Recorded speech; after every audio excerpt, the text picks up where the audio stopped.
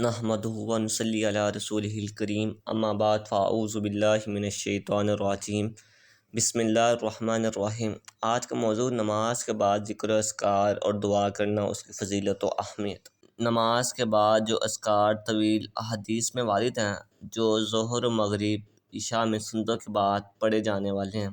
قبل سنت مختصر دعا پر کرنا چاہیے، ورنہ سنتوں کا ثواب کم ہو جائے گا۔ ہر نماز کے بعد 3 بار استغفار کریں اور آیت الکرسی پڑھی جائے، اور تینوں کل ایک بار پڑھے جائیں، اور 3 بار سبحان اللہ، اور 3 بار الحمدللہ، اور 3 بار اللہ اکبر، اور لا الہ الا اللہ وحدہ لا شریک لہ لہ الملک و لہ الحمد وہو علی کل شیء قدیر۔ ایک بار یہ پڑھا جائے، اس کے گناہ بخش دیے جائیں گے، اگرچہ سمندر کے جھاگ کے برابر ہوں۔ اور عصر و فجر کے بعد بغیر پاؤں بدلے کلام کیے، لا الہ الا اللہ وحدہ لا شریک لہ لہ الملک و لہ الحمد یحیی و یمیت وہو علی کل شیء قدیر، اور 10 بار پڑھنے کے بعد پریشانی یعنی سر کے اگلے حصے پر ہاتھ رکھ کر پڑھے،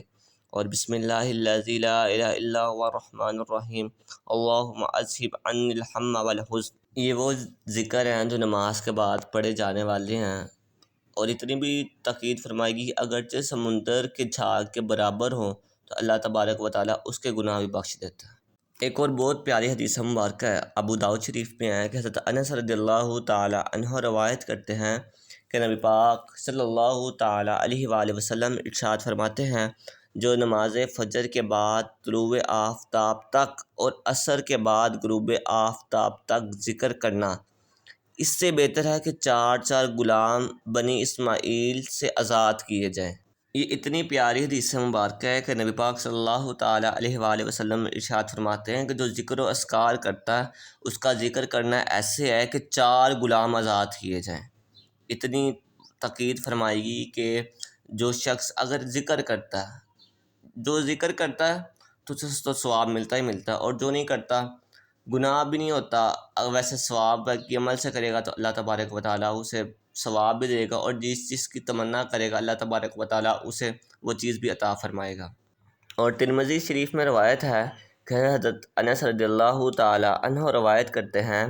کہ ارشاد فرمایا نبی پاک صلی اللہ تعالیٰ علیہ وآلہ وسلم نے،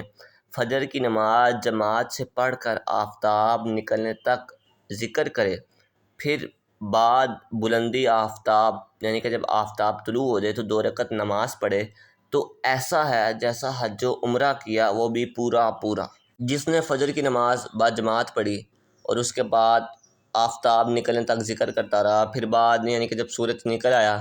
تو اس کے بعد 2 رکعت نماز پڑھے، تو ایسا ہے جیسے اس نے پورا حج کیا اور عمرہ کیا۔ یعنی کہ اتنی فضیلت بیان کی گئی ہے کہ جو شخص ذکر اذکار کرتا اور 2 رکعت نماز پڑھتا فجر کے بعد، تو اللہ تبارک و تعالیٰ کے محبوب فرماتے ہیں کہ جیسے اس نے پورا حج اور عمرہ ادا کیا۔ بخاری و مسلم میں ہے کہ مروی ہے کہ فقراء مہاجرین حاضر خدمت اقدس میں حاضر ہوئے اور عرض کی، مالداروں نے بڑے بڑے درجے اور لازوال نعمت حاصل کی۔ ارشاد فرمایا، کیا سبب؟ لوگوں نے عرض کی، جیسے ہم نماز پڑھتے ہیں وہ بھی نماز پڑھتے ہیں، جیسے ہم روزے رکھتے ہیں وہ بھی روزے رکھتے ہیں، وہ صدقہ کرتے ہیں ہم نہیں کر سکتے، اور غلام آزاد کرتے ہیں اور ہم نہیں کر سکتے۔ ارشاد فرمایا، کیا تمہیں ایسی بات نہ سکھاؤں